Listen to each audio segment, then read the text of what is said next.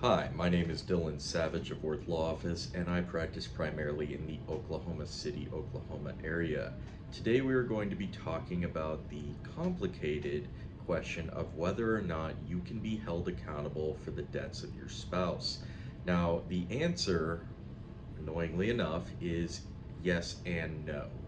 So, if it is separate debt that your spouse has accrued, you in all likelihood will not be held accountable for that debt.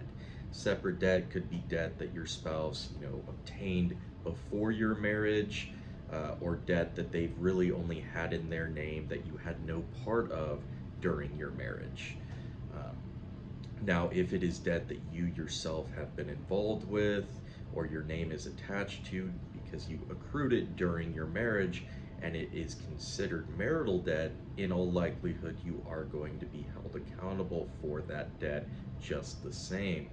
There are also certain debts that they might be considered separate, but you're still going to be held liable for them, and these are called necessaries, or really debt that is necessity to your spouse. And this could be things like medical debt, and you're gonna just they couldn't avoid it, it was necessary to happen, and as such it is going to be something that you can be held accountable for regarding debt. um, so again, to summarize, it really just depends on the certain circumstances, but most of the time, you are not going to be held liable for your spouse's debt. Unless your name's tied to it, unless it's under a certain circumstance, when it is their debt, it stays with them for the most part.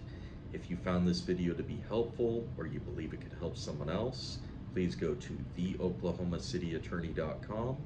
My name is Dillan Savage of Worth Law Office, and thank you for watching.